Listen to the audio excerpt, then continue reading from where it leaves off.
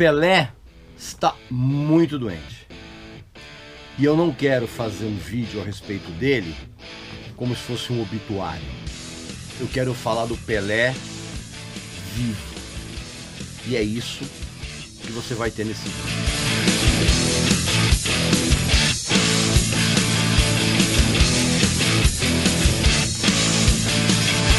A coleção de camisas oficiais do Iron Maiden está agora com um desconto maravilhoso. Clica no link abaixo, preenche o cupom de desconto com o hashtag Tadeu Indica e você vai ter o melhor preço da internet. Meu amigo e minha amiga, recentemente eu li notícias de que o Pelé está muito doente. E como eu falei na abertura aqui desse vídeo, eu não quero de forma alguma fazer um vídeo depois que ele não estiver mais aqui entre a gente. Não quero fazer isso. Portanto, eu quero falar a respeito do Pelé agora, com ele vivo. Antes de eu falar a respeito disso, você vai fazer sua inscrição aqui no canal, você vai visitar a nossa loja, que tem uns produtos muito legais, como essa camiseta aqui, que é uma mensagem pro Pelé, né? Para quem, como eu, teve o privilégio de ver o Pelé jogando em campo, né? Ali no campo, no estádio, né? Ali eu vi o Pelé jogando. Muitos São Paulo e Santos, né? Caso você não saiba, eu sou São Paulino. Mas vi o Pelé jogando em loco. E para quem teve essa experiência, e não importa o time para o qual você torça, não dá para definir o que o Pelé foi como jogador. Para mim, sou um São Paulino convicto, claro, né? Óbvio. A impressão que eu tive era que o Santos tinha um alienígena no time, um extraterrestre. Não é à toa que durante pelo menos umas 4 décadas o nome dele causava um sorriso no rosto de qualquer pessoa da galáxia. Mesmo aquelas que não gostavam tanto de futebol. Dentro do campo, o Pelé foi mais do que uma divindade. E eu faço questão de frisar dentro do campo, porque foi dentro das 4 linhas que ele se tornou não apenas um jogador mitológico. Nunca, leia meus lábios, nunca vai surgir novamente alguém que supere o Pelé como jogador de futebol. Nunca. Pode botar Maradona, Messi e mais outros jogadores, outras celebridades que tem por aí. O único jogador que poderia ter chegado perto do Pelé seria o Ronaldinho Gaúcho. Caso ele fosse menos porra louca, fora dos gramados, e não comprometesse a carreira dele, cara, com as milhares de farras que ele fez extracampo. E quando eu digo poderia chegar, é chegar perto com muitos quilômetros de distância, mas chegaria perto. Obviamente, quase todo mundo adulto que acompanha o futebol conhece os detalhes da carreira do Pelé, aquela trajetória recheada de histórias incríveis, de um tempo em que o futebol não era esse universo terrivelmente capitalista que é hoje. Existem muitos livros, e uma farta documentação a respeito do que o Pelé fez em campo. Histórias que são relembradas e continuarão a ser relembradas, tomara, e que são estudadas e continuarão a ser estudadas. Inclusive por muitas testemunhas presentes em momentos de verdadeiro êxtase futebolístico. Não vou fazer aqui um aposto que você não sabe a respeito do Pelé. Nesse vídeo aqui eu quero apenas deixar a minha opinião, como eu falei, com ele vivo, e eu já expliquei isso para você. Dizer que o Pelé foi o melhor jogador de futebol de todos os tempos, inclusive, não faz jus ao que ele fez em campo. Assim, os inúmeros títulos que ele conquistou com o Santos, com a seleção brasileira, complementam assim, tudo aquilo que a gente viu em campo, viu na TV. O Pelé, ele deu ao esporte uma imensidão conceitual que levou, inclusive, muitos estudiosos ao desespero, para você tentar explicar a dimensão de que o nome Pelé adquiriu no planeta. Os milhares de gols que ele fez, as inúmeras jogadas espetaculares, não tinham nada de milagrosas, e sim eram frutos de uma genética privilegiada, pelo dom natural e por uma dedicação fora do comum para os padrões de qualquer época.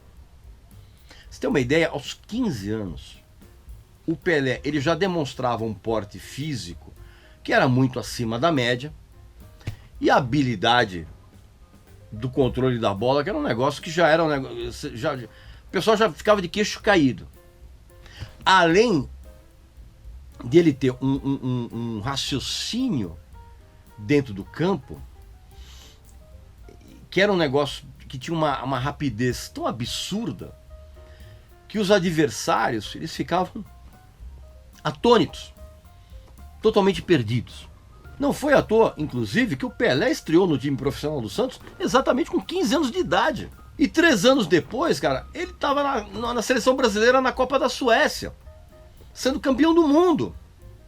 E fazendo aquele gol absolutamente antológico contra o País de Gales, que toda hora passa na TV, aí toda hora ele é reprisado esse gol, porque é um negócio incrível. Ah, por falar em TV, tem uma história muito legal.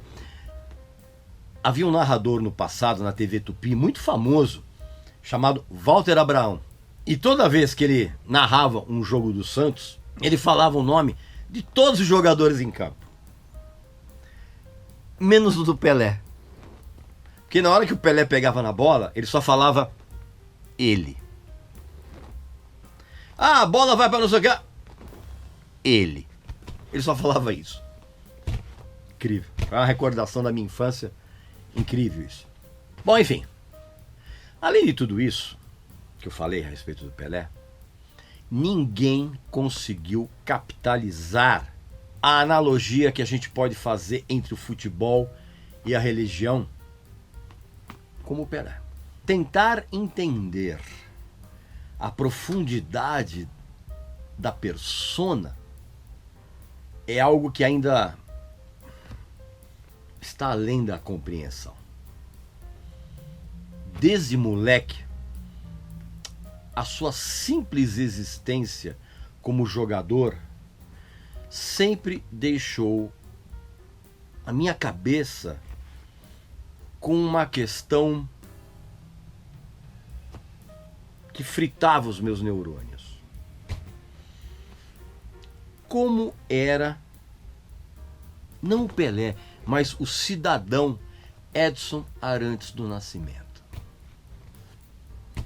Desde moleque, talvez eu já tivesse a gene do jornalista. Eu ficava pensando nisso, cara. Como é que era esse cara fora do campo? O que ele fazia fora do campo? Pelo menos para mim, essa pergunta sempre fez muito sentido. Tanto é verdade que o próprio Pelé se tornou uma entidade à parte. E se tornou, inclusive, para o próprio cidadão Edson. Nas entrevistas, ele se referia ao Pelé na terceira pessoa, como se realmente fosse uma entidade. Porque até o cidadão Edson sabia que havia duas pessoas diferentes convivendo no mesmo corpo. E que era preciso separá-las. Né? A pessoa física e a pessoa jurídica. Que eu sempre falo aqui. E é engraçado porque eu pensei que seria possível a gente conhecer um pouco mais dele quando ele fez aquele jogo de despedida contra a Ponte Preta, na Vila Belmiro, acho que no comecinho de 74. A gente falou, bom, o cara parou, a gente vai ver como é que ele é. Mas qual não foi a surpresa de todo mundo na época, quando ele topou voltar a jogar depois desse jogo de despedida? Porque ele recebeu uma fortuna que na época, cara, era uma grana incalculável. Era algo em torno de 9 milhões de dólares, que é uma fortuna absurda na época, para ir para os Estados Unidos e jogar no Cosmos. Lembra disso? Junto com o Beckenbauer, junto com o Carlos Alberto Torres e mais um monte de outros jogadores famosos. Porque uma rede de empresários muito poderosos, donos de cadeias de televisão nos Estados Unidos, queriam popularizar o soccer. Né? Porque quando você fala em futebol nos Estados Unidos, é aquele futebol americano. Eles queriam popularizar o soccer. E isso até acabou acontecendo, mas demorou muito mais do que esses executivos americanos estavam esperando. Infelizmente, hoje, a grande maioria das pessoas tem sérias críticas, não ao Pelé, mas ao Edson Arantes do Nascimento. Sendo que algumas dessas críticas são justificáveis. Como a negativa dele em reconhecer a paternidade de uma das filhas, a Sandra Regina, que hoje é falecida. E outra, nem precisava fazer exame de DNA, bicho. A Sandra era a cara do Pelé. Nem precisava fazer. Agora, tem outras críticas que são verdadeiros absurdos. Como, por exemplo, botar no Pelé a culpa pelo filho dele, o Edinho, que inclusive foi um bom goleiro, sim, tá? Mas que foi massacrado. Por quê? Porque ele não estava à altura futebolística do Pelé. Mas assim, eu vi partidas do Edinho que ele salvou o Santos inúmeras vezes, né? Mas enfim, não foi esse o problema. Botaram a culpa no Pelé pelo fato do Edinho ter sido preso no passado por lavagem de dinheiro, tráfico de drogas, essas coisas todas. Eu lembro na época que o Pelé ele fazia propaganda de um produto chamado Vitasay, que era uma vitamina que fortalecia, não sei o que, blá blá blá, que dava a entender que aumentava a potência sexual. Cara, tem muita gente que desceu a lenha no Pelé por causa disso na época, cara. E hoje é muito comum você ver jogador fazendo publicidade. E não foi só isso, o Pelé também fez anúncio de um monte de produtos aí. E na época todo mundo meteu o pau e hoje é absolutamente comum. Mas o pessoal pegou muito no pé dele. Massacrou o Pelé mesmo. Quando ele disse um dia que o povo brasileiro não sabe votar. Cara, caiu o mundo na cabeça do Pelé. Foi um escândalo na época. Um escândalo que o tempo mostrou que ele estava certo. O brasileiro não sabe votar mesmo. Tanto que a gente está nessa situação que nós vivemos hoje. Por quê, cara? Né? E outra, hein? Ele também foi muito odiado pela inveja coletiva dos namoros que ele tinha, né? O casamento que ele tinha, né? Que era um racismo bem velado, mas era um racismo, né? Esse cara aí só anda com as loiras, né? Você tem quando você fala um negócio desse, você tem um racismo, enfim. E também muita gente odiou o Pelé dentro do meio do futebol. Por quê? Por causa da luta dele pelos direitos dos atletas, que inclusive gerou a Lei Pelé em 1998, quando o Pelé era ministro extraordinário dos esportes, que era uma pasta que foi criada pelo então presidente Fernando Henrique Cardoso. Muita gente detestou, principalmente dirigentes, passaram a odiar o Pelé.